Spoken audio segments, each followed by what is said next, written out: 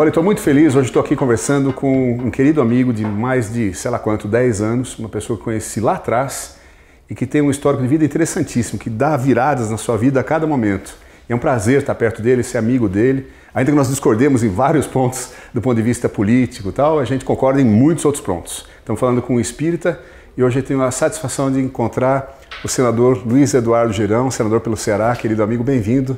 Muito obrigado por ter aceitado essa conversa nossa. Muito obrigado, Caldini. É uma honra, uma alegria muito grande estar ali reencontrando e podendo trocar algumas ideias, porque eu sempre aprendo muito quando converso contigo. Ao contrário, imagina, é um amor recíproco aqui, né? Olha, Girão tem umas características interessantes. Ele é, eu não sei se eu digo que ele é empresário ou ex-empresário, acho que eu digo que ele é ex-empresário, porque ele era empresário até tornar-se senador. E ali ele abriu mão de todos os negócios, a gente vai ouvir um pouco sobre isso também. Mas a trajetória dele é curiosa. Ele tinha negócios na área de segurança e é um pacifista, defensor do pacifismo a toda prova. Eu sou prova disso, contrário ao armamento da população. Então, muito interessante essa dualidade. Passado algum tempo, ele resolveu morar em Miami, talvez também por conta da segurança complicada no Brasil todo, mas no Ceará em particular naquele momento. E lá teve um fato que o fez repensar isso e voltar para cá, depois candidatar-se, tornar-se um político, candidatar-se ao Senado da República e, para surpresa de todo mundo, inclusive a minha, venceu. Tirou o presidente do Senado, que também era cearense, que não se reelegeu, e ele, juntamente com Ciro Gomes, juntamente com Tasso Gereissati, hoje representam no Senado da República. São os 3 senadores a representar o Senado.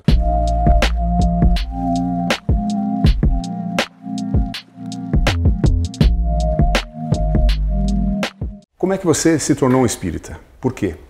Interessante. Eu sempre fui uma pessoa extremamente egoísta, né? Que só pensava em trabalhar, em acumular dinheiro. Meu pai fundou um negócio há 50 anos atrás e desde pequenininho eu querendo talvez o amor, né? Depois eu aprendi na psicologia, querendo o amor do meu pai, buscando, eu mergulhei na empresa, tentei dar o meu melhor, a empresa cresceu, se desenvolveu, mas eu fiquei com uma trava emocional muito grande, né? Deixei a família em 5º lugar, os amigos em 6º lugar, e isso foi criando um vazio espiritual muito grande e o chão abriu com a síndrome do pânico. Então, nesse momento, eu estava inclusive nos Estados Unidos, isso há uns 25 anos atrás. Naquela época não sentia literatura, o que era a síndrome do pânico, então foi um pavor mesmo.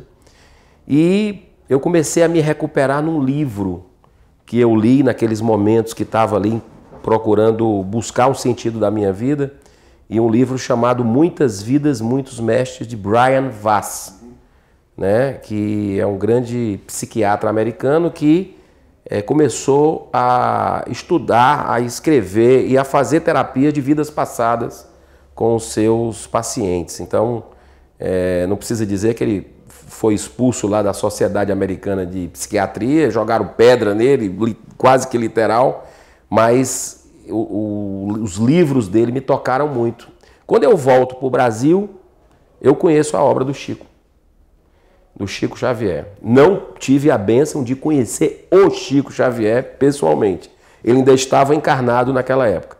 Mas eu conheci a obra do Chico Xavier e para mim foi um despertar espiritual. Como é que um homem que tinha tudo para ser o cara mais rico do Brasil, um dos mais ricos do Brasil, ele ficava até 4 horas da manhã abraçando as pessoas, psicografando, enxugando lágrimas, e doava tudo dos livros, né, mais de 400 livros que ele psicografou, para caridade. E eu morava num quartinho pequeno que nem banheiro tinha. Antes, aquele ímpeto, aquela busca por resultado insaciável, foi uma quebra de paradigma. O Espiritismo me trouxe muita serenidade, me trouxe uma visão com mais tranquilidade, com mais equilíbrio, e eu pude ir equilibrando a minha vida. Isso reflete bem nos negócios também, não é? Ajuda os negócios. Ajuda na equipe, a equipe fica mais motivada, a atmosfera é outra dentro da empresa. Produz melhor por conta disso também. A produção é muito melhor, existe uma relação que se complementa de uns com os outros,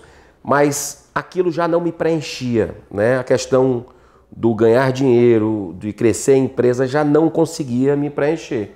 Então eu comecei cada vez mais me lançar em projetos sociais, né? Em causas, como, por exemplo, nós caminhamos juntos a causa em defesa da vida desde a concepção, causa contra as drogas, contra a liberação de maconha, por exemplo, a questão das armas de fogo, um controle total de armas, contra a jogatina. Por que você se candidatou, Girão?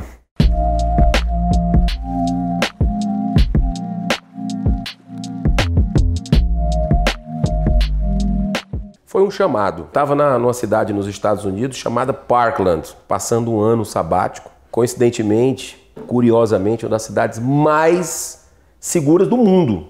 Inclusive nos Estados Unidos há décadas não acontecia nada. E entrou um atirador, um cara que comprou uma arma legal, entrou dentro da high school. Meus 2 filhos mais velhos estavam estudando lá. E curiosamente eu estava na porta. Nesse dia eu fui buscá-los, né? Aquelas coisas que a gente... Deus sabe o que faz. Eu vivenciei tudo aquilo.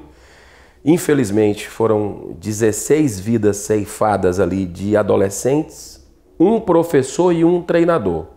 Foram 18 vidas perdidas e a minha filha viu tudo, né? Ela estava na sala de aula, o professor foi morto, o professor de geografia em sala de aula.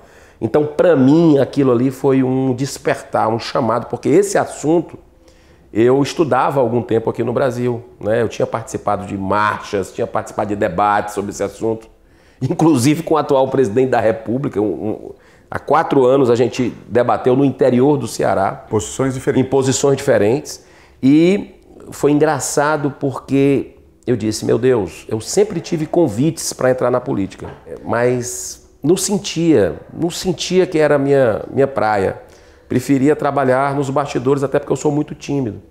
Mas naquele momento eu senti que eu não poderia mais relutar. Então, o primeiro convite, num cenário extremamente difícil, mas eu tenho muita fé de que tudo tem uma razão de ser. Eu coloquei meu nome à disposição do povo do Ceará e aconteceu ali um milagre, a minha eleição contra poderosos, contra gente com muito dinheiro. E eu estou lá no Senado combatendo um bom combate hoje. Foi impressionante. Você desbancar o presidente do Senado naquela época foi impressionante. Girão, e quando você chegou em Brasília, qual foi a sua primeira sensação chegando a Brasília, chegando ao Senado, e como é que se compara com a sua visão hoje do Senado? Muita esperança. Cheguei com muita esperança, eu achando que a coisa ia desbancar ali, que era um momento novo para o Brasil. Mas a gente sabe que nós estamos aqui para evoluir, nós estamos aqui para aprender e, infelizmente, comecei a ver, a testemunhar retrocessos inimagináveis na questão, especialmente, da corrupção, né? Então, na justiça do Brasil, eu esperava que esse processo de limpeza pela ética no Brasil iria continuar, iria avançar para que a justiça fosse para todos. E não é isso que eu estou vendo. O que eu estou vendo é uma sabotagem nos 3 poderes da República, diga-se de passagem, que para mim foi uma grande decepção, que eu votei no atual presidente da República na esperança de que essa bandeira ele fosse sustentar, da ética, mas infelizmente eu vejo hoje um Supremo jogando contra o país, né? Vejo o Legislativo ainda dominado por políticos ainda com outros interesses que não os interesses da nação, os irmãos da gente, mas estão ainda com essa visão de se proteger, tudo. E um governo federal que não está tendo uma coerência naquilo que pregou durante a campanha. Então, o que assim, me deixa tranquilo, que eu sei que Jesus está no comando de tudo, que o destino desse país é um destino de fraternidade, de progresso e que a gente vai ter outros capítulos e nós vamos estar atentos para agir sempre que possível. Você está vivendo no Congresso Nacional, que é um espelho do país. Eles estão lá, vocês todos estão lá eleitos pela gente, né? Então não é que os caras lá são assim e o resto é assado. Mas de qualquer forma, você está vivendo ali onde há tudo isso que você falou, há corrupção, há gente ligada à milícia, há gente ligada às facções criminosas, há gente ligada ao contrabando, há gente ligada à grilagem de terra e há gente muito boa, muito correta e honesta também. Há as bancadas, né, defendendo o agronegócio, a indústria, defendendo a indústria farmacêutica, a bancada religiosa. Como é que você vê esse ambiente? É a primeira pergunta. E como é que você caminha ali dentro? Como é que você se isola, ainda que participando? Nós temos que estar em ação. Nós não podemos ficar isolado ali. Nós temos que conversar, que entender. E aí o conhecimento espírita nos dá essa percepção, né, clara de que nós fomos talvez piores do que isso, do que o que nós temos de situações ali no passado da gente. Então a gente tem que ter esse olhar de compaixão, mas ao mesmo tempo de esperança, né? Então conversar, tocar coração por coração, né? Colocar as nossas pautas. Tem hora que a gente tem que ir para frente com firmeza, tem que, com respeito à pessoa, mas condenar o pecado. Mas eu estou assim, numa expectativa de que no próximo ano, esse ano eu já não vejo muita coisa o que mudar. Nós estamos no final do ano legislativo. Mas eu percebo, Caldini, que nós temos ali uma tarefa muito grande ainda por fazer no nosso país. Eu achava que ia ser mais rápido, ledo engano, mas ao mesmo tempo eu vejo avanços. Às vezes a gente tem que dar como uma flecha, né? Voltar um pouco para ir adiante. Mas o que o Brasil está passando é uma catarse. E os brasileiros estão vivendo isso. Por exemplo, o brasileiro já não está mais indo para a rua. Né? A gente entende, porque é uma frustração muito grande. Ele foi para a rua, ele votou talvez em quem não queria votar para quebrar um sistema político corrupto, carcomido, e não está vendo a coisa fluir como gostaria. Está vendo uma política externa complicada, de briga, de animosidade. Mas a gente não pode perder. E uma coisa que o político sente é o povo na rua, é o povo participando, se aproximando da casa. E sempre que eu posso, eu peço isso, né? Eu subo à tribuna e peço não apenas orações, a gente sabe o poder da oração para acalmar os ânimos, para que os governantes tenham sabedoria, discernimento, saúde, mas também ação cobrando o que é que quer do seu país.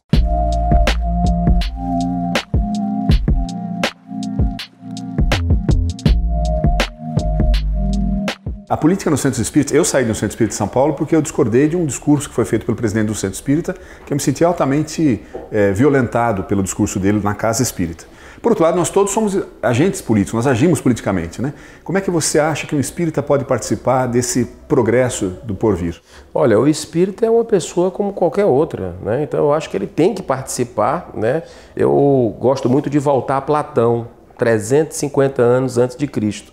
Ele dizia o seguinte: o destino das pessoas boas e justas que não gostam de política é serem governadas por pessoas nem tão boas, nem tão justas que gostam de política. Então nós temos que acompanhar a política, que estudar a política, que participar da política, porque senão outras pessoas vão lá e vão ocupar aquele espaço. Então, eu acredito muito que nós estamos vivendo uma crise de valores, né? E pelo que a gente teve a oportunidade de aprender, eu sou muito grato ao Espiritismo, pela visão de mundo que eu tenho muito a evoluir ainda, mas pela minha tranquilidade, percepção do mundo, eu sou grato ao Espiritismo e acho que a gente precisa, com os conceitos da doutrina, a gente ser mais ousado. Eu acho o espírita muito tímido, né? Ele, inclusive, quando vai falar de política, mas isso aqui não, nós temos que participar. Não no centro espírita, eu não posso dizer no centro espírita, mas fora nós temos que nos posicionar. Mantendo a ética, mantendo a paz, mantendo a tranquilidade, mas posicionando-nos nas questões que achamos. E isso, por exemplo, a gente vive hoje momentos delicados que causas fundamentais estão sendo vamos dizer, questionadas, né, no mundo inteiro. O Brasil, por exemplo, é símbolo internacional de resistência pró-vida, né? Ou seja, a vida desde a concepção. Né? E a gente sabe pela reencarnação, mas não precisa nem saber isso. A ciência já mostra que com 21 dias já tem um coração batendo, né, de uma criança. Então, que direito você tem de tirar a vida daquela criança? E a saúde da mulher fica comprometida de ordem emocional, de ordem física até, e psicológica para a existência inteira. Então, nós temos que colocar esse posicionamento, mesmo que seja do politicamente incorreto, como a mídia gosta de colocar. Aí eu queria colocar, nós temos divergência em alguns pontos. Esse é um deles. Eu entendo que o Espiritismo é radicalmente contra o aborto.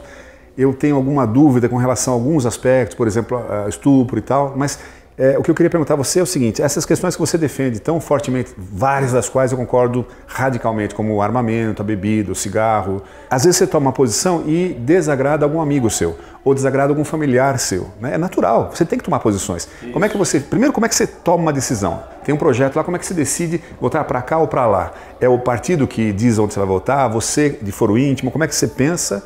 E quando essa decisão vai contra alguém que você gosta, que pensa diferente, como é que você lida com essa... Isso está sendo um grande aprendizado para mim. Que na vida executiva, né, eu tomava a decisão, não tinha muito isso, era um pouco centralizador. Então está sendo um aprendizado, as coisas não são na hora que eu quero, lá dentro. E eu procuro compartilhar com a equipe. É claro que tem algumas causas, algumas bandeiras, que eu já trago há mais de 10 anos comigo. Questão do aborto, radicalmente contra, consciente. Questão contra a liberação de jogos de azar, que está entrando na pauta agora, a jogatina, uma porta aberta, não apenas para o vício, mas também para a questão da lavagem de dinheiro, da corrupção. Eu tenho na família casos horrorosos de jogatina. E o poder vem agora com tudo para liberar no Brasil, para transformar isso aqui no paraíso para isso. A questão das armas, que é o que está me preocupando, porque nós passamos, Caldini, 3 meses desse ano discutindo, olha o custo do Senado, 4,5 bilhões para manter aquela estrutura. Nós passamos 3 meses discutindo arma de fogo no país, com tantas outras prioridades, com 13 milhões de desempregados, né? Então, é uma espécie de uma obsessão que o governo federal quer e nós estamos resistindo. Então, tem algumas causas que eu já tenho convicção, que eu já tive a oportunidade de estudar, de mergulhar, de ouvir os dois lados, mas ter a minha postura. Agora tem muita coisa nova. Mas quando você fala, eu converso com a equipe é formada por você escolheu esse, aquele outro. É natural que a equipe também tenha até algum constrangimento. Você é o senador, os caras são assistentes, são assessores, né? A equipe tem força para dizer, não, você está errado, é assado, não é assim, eu acho diferente. Já aconteceu situações que uma percepção de um membro da equipe me fez ter um outro olhar. E aí, numa audiência pública, eu sempre gosto de pedir audiências públicas para ouvir, né, em assuntos que a gente está na dúvida, a gente tem uma responsabilidade muito grande de legislador ali dentro. Então, nas audiências públicas, a gente procura ouvir atores da sociedade e sempre vem uma percepção de um aprimoramento a ser feito em alguma legislação. Uhum. Voltando a falar um pouco do espiritismo, religião e tal, bancada, você acha que deveria existir uma bancada espírita?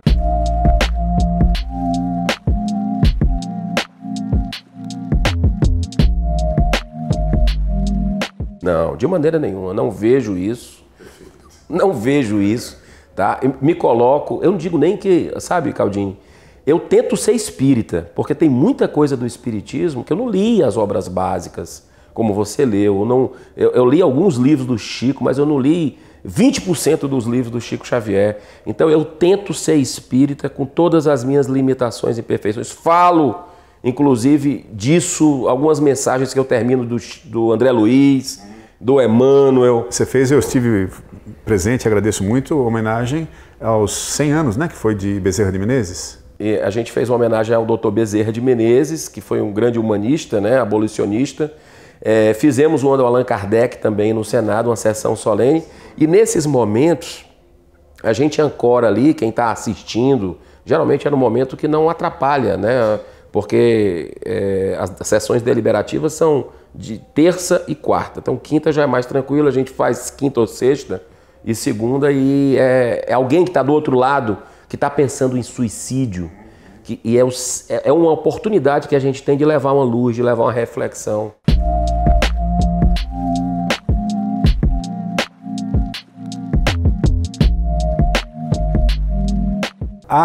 Voz comum é que políticos, sobretudo em Brasília, não trabalham, são todos vagabundos, ganham uma grana alta, isso quando não está envolvido em corrupção, blá, blá. Ou seja, a imagem do político brasileiro é muito ruim. Não sei se é diferente de outros países, mas aqui é muito ruim. Sua experiência é isso mesmo? E se for, como é que muda isso? Você percebe as pessoas mais empenhadas, trabalhando? Porque a minha experiência em Brasília é o contrário. Eu vejo gente fora da política, mas trabalhando arduamente lá, gente séria. Tem muito trabalho e o trabalho que não cessa à noite, que não cessa final de semana, que a sua cabeça não para. Para quem quer fazer a coisa para o bem comum. Né? Agora, eu vejo que tem deputado demais, tem senador demais, inclusive entrei com o apoio, já assinei uma PEC para reduzir a quantidade de senadores de 3 por estado para 2, ou seja, são em vez de 81 que nós temos hoje para 54, e deputados federais de 513 para 313. Isso é uma economia de 6 bi, né? Que a gente precisa, mas não é só economia, é a fluidez, a leveza, porque é pesado. É um ambiente que você teve lá e sabe que a coisa é travada, é uma burocracia muito grande. Você não é vidente nem nada? Nada, não tem um médio Você não percebe nada lá? Não. Gerão, você me falou quando eu estive visitando o Senado, uma coisa que me chamou a atenção, que tem um grupo de cerca de 30 senadores, se não me engano você falou, de diversos partidos que de vez em quando se unem numa questão e fecham questão, de partidos absolutamente diversos. Como é que funciona? Isso está sendo uma grande surpresa, e a população tem abraçado, é o grupo Muda Senado, Muda Brasil, somos 21. Esquerda, direita? Esquerda, direita, bacana isso, porque são pautas que nos unem. Então, por exemplo, a pauta da CPI do Judiciário, que é a chamada CPI da Lava Toga, que para mim é algo urgente no Brasil. Esses 21 estão fechados e estão incomodando. Está faltando uma assinatura. Nós conseguimos 26 e pelo regimento interno é 27. Falta um senador assinar para a gente poder deliberar o impeachment de ministros do Supremo Tribunal Federal.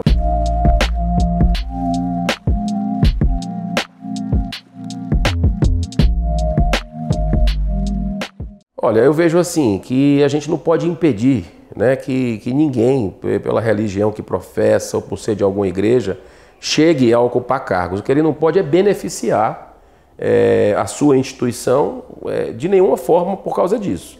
Então, eu acho importante o apoio a eventos religiosos, acho que isso leva uma cultura de paz, evitar drogas, de levar para as pessoas reflexão com relação ao suicídio, que é uma pandemia que a gente vive hoje. Eu acho que isso eu não vejo nada contra.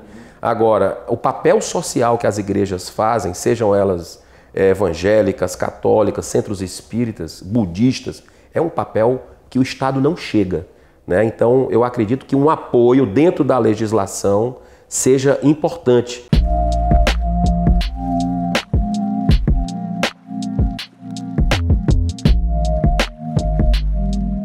Você está num lugar especial, né? Você está no centro do país, sentado no Congresso Nacional, o poder mais nobre, se assim a gente pode dizer, no Legislativo, convivendo ali com outros senadores, convivendo com deputados federais, convivendo com o ministro de Estado, convivendo com o Supremo Tribunal Federal, com o Poder Executivo. Então você tem uma visão que nós todos que estamos pelo país não temos. Você, olhando o que você olha, com todas as dificuldades, tudo lá, você acredita piamente que nós estamos de fato passando de prova e expiação para a regeneração? Estamos. Você vê a mudança da qualidade do mundo? Estamos. Eu vejo uma consciência geral e o que me deixa mais feliz do povo brasileiro. O povo brasileiro está começando a gostar mais de política do que do futebol. Não, eu estou te falando isso com ciência pura. No estado do Ceará foi feita uma pesquisa, me perdoe o instituto, mas é só você buscar no Google aí, um instituto de pesquisa que fez uma pesquisa durante a Copa do Mundo do ano passado, 2018, os cearenses estavam mais interessados na eleição, olha só, do que na Copa. Isso no país do futebol nunca aconteceu. E eu espero, Caldini, que pessoas de fora da política, você que está aí nos assistindo, que quando fala de política se interessa de alguma forma, que mexe, que tem um sentimento de justiça, entre na política. Olha, era uma eleição impossível a minha, mas era mesmo, pode ir lá. E nós conseguimos, estamos no Senado. Como tem a multiplicação dos peixes, dos pães e dos peixes, teve a multiplicação de votos. Mas eu fiz a minha parte. Deus multiplicou. Eu fui bater nas portas, caminhar, colocar as minhas ideias, ir para os debates. Vá também. Vai ter eleição agora para vereador, para prefeito. É bom essa oxigenação. Gente de fora da política para tentar ocupar. E vereador é a base primeira, né? Que está ali em contato direto com a população.